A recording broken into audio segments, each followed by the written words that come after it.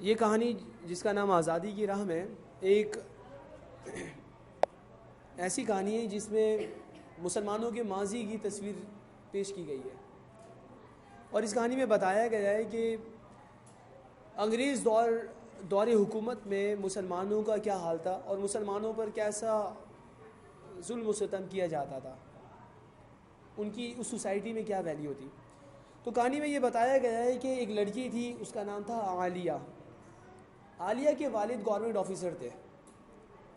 لیکن انہیں انگریز بالکل پسند نہیں تھے، گورنمنٹ انگریزوں کی تھی۔ ایک مرتبہ وہ گھر آ کر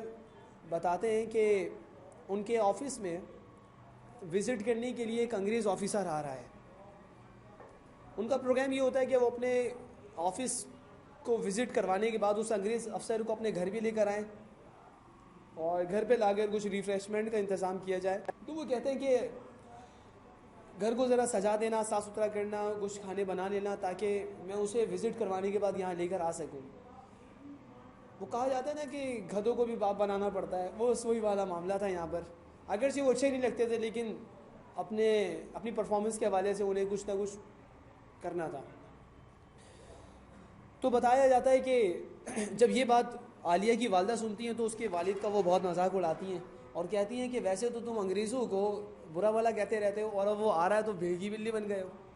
بہرحال وہ کیا کہہ سکتے تھے اس بات کا جواب، وہ خاموش ہو جایا کرتے تھے۔ دن گزر رہے ہوتے ہیں اور حتیٰ کہ وہ دن آ جاتا ہے کہ جس دن انگریز آفیسر کو وزٹ کے لیے ان کے آفس میں آنا ہوتا ہے۔ عالیہ کے والد اپنے آفس چلے جاتے ہیں، انگریز آفیسر وہاں پر وزٹ کے لیے آیا ہوا ہوتا ہے، اور عالیہ کے گھر میں تیاریاں ہو رہی ہوتی ہیں، کھانے مختلف بنائے جاتے ہیں اس کے گھر میں، گھر کو سجایا جاتا ہے، صاف ستھرا کیا جاتا ہے۔ یہ اپنی والدہ کے ساتھ اپنے گھر میں کام کر رہی تھی، ان کا ہاتھ بٹا رہی تھی۔ اتنے میں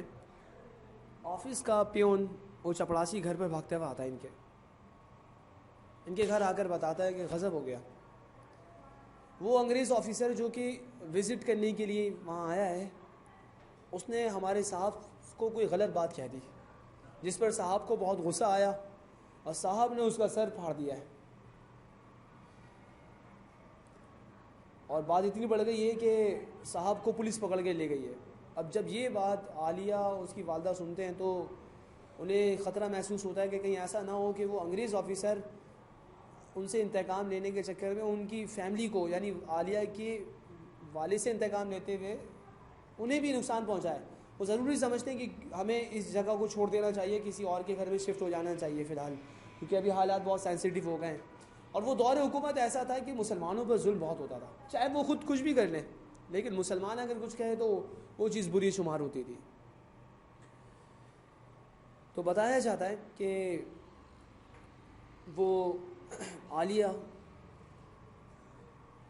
اور اس کی والدہ ماموں سے ان کے کانٹیکٹ کرتے ہیں، عالیہ کے ماموں سے کانٹیکٹ کیا جاتا ہے کہ وہ اپنے گھر میں انہیں لے جائیں، لیکن وہ یہ کہہ کے صاف انکار کرتے تھے کہ جناب آپ کو ہمارے ہاں آنے کی بالکل ضرورت نہیں ہے، آپ کی وجہ سے میں کسی مصیبت میں مبتلا نہیں ہونا چاہتا، کیونکہ آپ کے والد نے یہ کام کیا ہے، کل کو یہ پریشانی میرے گلے پڑ جائے، تو اس لیے میں بالکل آپ کو یہ پیشکش نہیں کروں گا کہ آپ میرے گھر میں آئیں۔ عالیہ کے چاچا جو ہوتے ہیں وہ اس کو اور اس کی والدہ کو اپنے ساتھ اپنے گھر لے جانے کے لیے تیار ہو جاتے ہیں کہ آپ ہمارے یہاں چلیں۔ کہانی یوں اینڈ ہو جاتی ہے کہ پھر وہ تانگے میں بیٹھ کر جا رہی ہے، تانگے میں بیٹھ کر جا رہی ہوتی ہے اپنی والدہ کے ساتھ، اور عالیہ کے اسکول کی انچارج جو کہ کرسچن عورت تھی، ایک عیسائی عورت تھی، اسے رخصت کر رہی ہوتی ہے، رحم دل عورت ہوتی ہے، اسے رخصت کر رہی ہوتی ہے اور اس کو دعائیں دے رہی ہوتی ہے، تسلی دے رہی ہوتی ہے کہ تم پریشان نہیں ہونا، ضرور تمہارے والد رہا ہوں گے، تمہارا ملک ضرور آزاد ہوگا، تم اپنا خیال رکھنا۔ اور اس طرح کہانی ختم ہو جاتی ہے، اور رائٹر ہمیں یہ میسیج دیتا ہے کہ یہ آزادی حاصل کرنے میں ہم نے بڑی تکلیفوں کا سامنا کیا ہے، آزادی کی راہ میں بہت تکلیفیں، بہت کانٹے ہم نے برداشت کیے ہیں کہ جن سے ہمارا پاؤں بڑا لہو لہان ہوا ہے، یہ ملک ہمیں ایسی حاصل نہیں ہوا۔